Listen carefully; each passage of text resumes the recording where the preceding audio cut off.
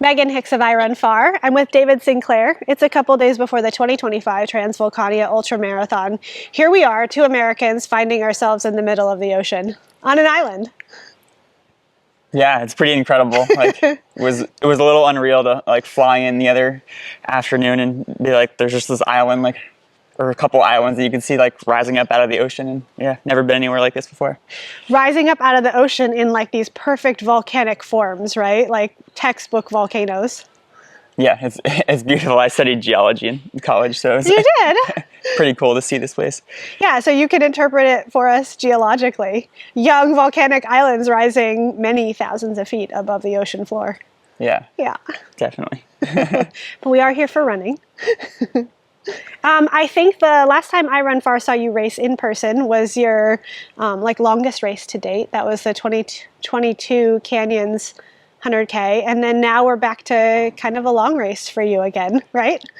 Yeah, I'm excited to give it a try. Yeah. It's been a few years since I got around to being healthy enough and feel like I was ready to go like to true ultra distance event. Yeah. So. Yeah, we're here at, what is it, 70K, 14,000 feet of climbing. I forget what that is in meters. So 40 some odd miles, 14,000 feet of climbing. Men's course record is just under 7 hours. Like this is like the core of ultra running right here. Those stats, right? Yeah, I think it's a good distance and like vert profile for me. Yeah. Like you are sort of digging in on making yourself known for your versatility in the sport or in multiple sports: mountain running, trail running, ultra running, ski mountaineering, things like flatter, faster stuff, but then things that are like more mountainy and verty like this. How are you able to like stay kind of good at lots of different disciplines? Yeah,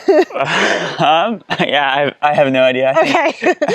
I think doing different types of courses is just a good challenge for me. And Okay. yeah, with my skiing background, I think like an emphasis on cross training and like breaking it up and doing a different sport in the winter just has worked well for me in the past. Yeah. Well, sort of, maybe let's start with skiing then, because you're coming off a ski season and this is going to be your first like running race back for the year. Yeah.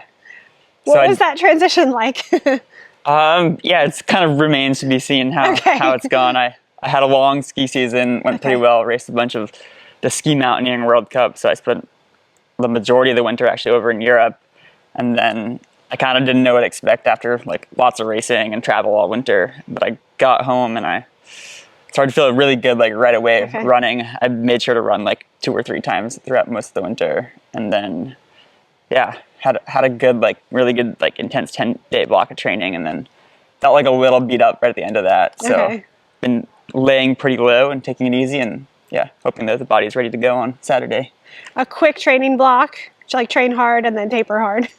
Yeah, I didn't have enough time for anything else, so it's not ideal, and we'll see how the body responds to it. I think you're not alone in this being like early in the running season. A lot of these European athletes who are coming down to La Palma too, they're also, maybe they're not schema racers per se, but they're coming off of seasons where they've been cross training in the mountains on, skinny little skis as opposed to running. So maybe everybody or the majority of people are in similar place early season.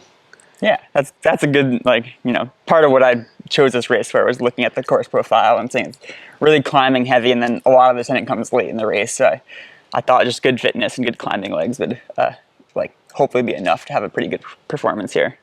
Yeah, and like with your diverse skill set, like you can run, but also like you're quite good on the vertical stuff. Where do you, this is a very unique course, like, tons of front-loaded uphill and then tons of back-loaded downhill type of thing. I mean, you climbing to the top of a couple volcanoes and then back down to the sea again. Have you thought strategically, like, how you're going to approach it, where you're going to use your own strengths, weaknesses, training thus far? I don't have a master plan. Okay. It's too early to know, like, how my body's going to respond on the day, but yeah. If I felt good and was having a good day, I think I would try to push a little bit more on the climbs, because I think the big question mark would be how my body responds to like lots of downhill mileage right now. After the downhills prior to this being on skis as opposed to Yeah, it's not the same at all. Totally different. Like if I could pull my skis out for the downhill, it'd be nice. Maybe let's talk a second about your 2024 season. Front half of the year, you did some shorter distance mountainy stuff, and then you must have had a specific training block for JFK, and you pulled a huge course record out on that day. Maybe talk a little bit about, like how that season went, how you transitioned from doing two really different types of disciplines.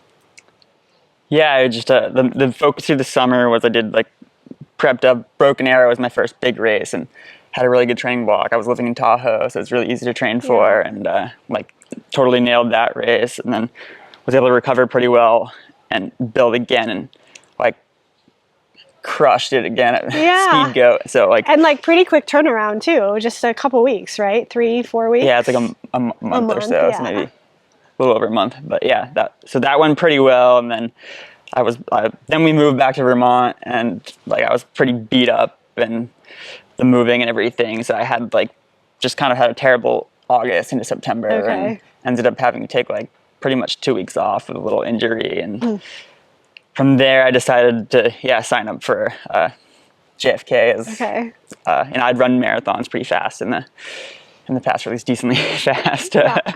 And I thought, the mix of like the first like 15-16 miles on like a little technical trail and then flatter running could be something that I like had potential to do well. And so I ended up having like a really good 2-month build, doing more focus on like a mix of some trail running and flatter speed work. And came together. So it came really together for you that day. Yeah. Was it like you moved to the East Coast, you said you worked through like feeling beat up and being a little bit injured, and then started training again, and were you like feeling well on sort of like the flatter, more runnable stuff, and you're like, oh hey JFK, or were you like, oh hey JFK, and then you tailored your fall to that?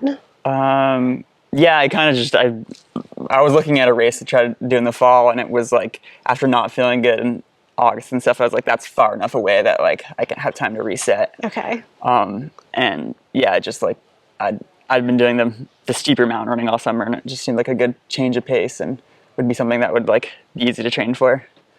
Motivating. Yeah.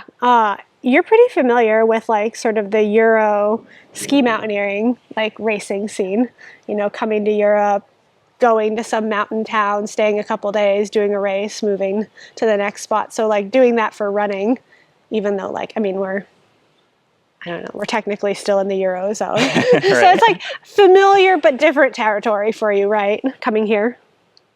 Yeah, I think it's always a challenge to travel to Europe, especially like when you're coming from the US. I'd like always want to think it's going to be easy and it'll be no problem, and then the time change always kind of hits me hard, and so making sure to give yourself a few days. But I did a bunch of that this winter, so hopefully I'm getting better at it. Back and forth and back and forth.